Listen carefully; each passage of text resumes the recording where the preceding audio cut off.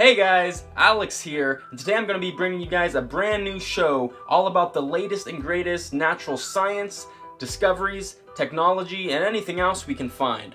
This is our first showing, so please bear with us. I would love it if you guys liked and subscribed, but please, if anything, please leave me some comments below just so I can kind of see how I'm doing. And also, I would love to hear from you guys to see what you guys would like to see in the future.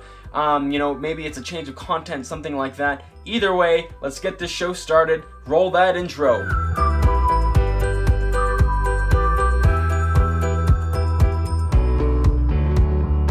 Alright, so we have a lot of things to get into today, so let's just get right into it.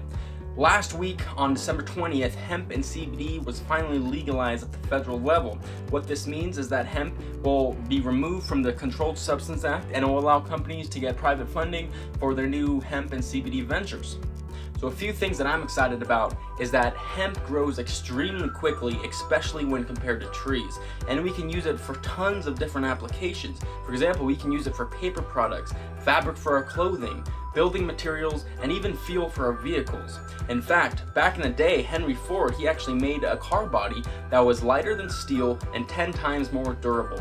And guess what that magical material was? You guessed it, it was hemp. Just so everybody knows, hemp and marijuana are two different things.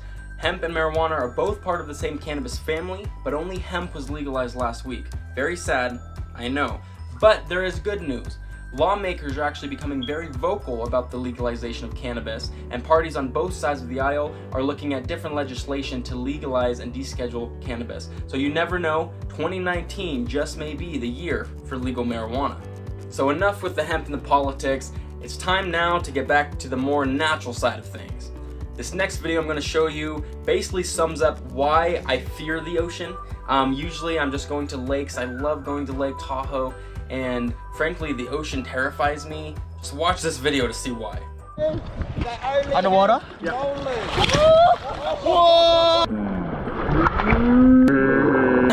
Oh my gosh guys, I just love that video. This poor guy is just going out to the lake, just trying to have a good day with his bros, and suddenly they stumble upon a seal fight.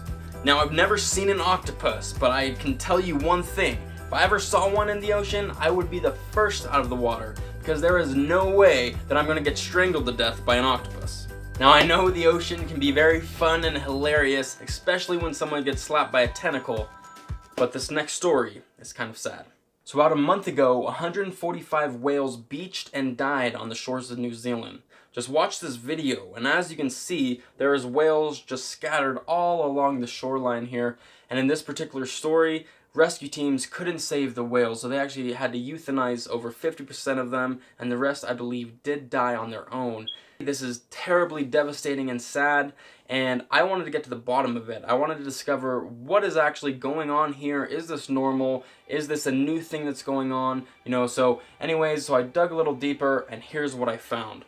So it turns out there's no actual explanation for why animals beach, but there's many theories. For example, some scientists, they actually think it has something to do with the sonar and how animals navigate with the magnetic field lines, while others, they think it may be a parasite eating their brains and causing them to go a little haywire and end up on the beach. Either way, it turns out that it is normal, and around 2,000 animals beach themselves every year, although not all of them do die. Even dolphins have been found beached and dead, so very sad. In fact, back in February of 2017, another 400 pilot whales beached themselves in New Zealand, and of course, they also died. So it turns out it's not a new thing, but it's definitely something that causes great grief when it happens, just because you go down to the beach and suddenly there's a 2-ton whale just sitting there and you can't do anything about it. So very sad. So anyways, let's get to the brighter side of the news. I love whales, and I would love to go on an expedition one day to see some whale watching, dolphin jumping, stuff like that. In fact, I actually have been in contact with a great company called Manly Ocean Adventures, and they take people out in a speedboat. They get to watch the whales jump. Sometimes whales come right up to the boat right there, and it's just awesome. I would love to go one day. Just look at some of these videos that they share on their Instagram feeds. Have a look through the water. Oh my god! Wow!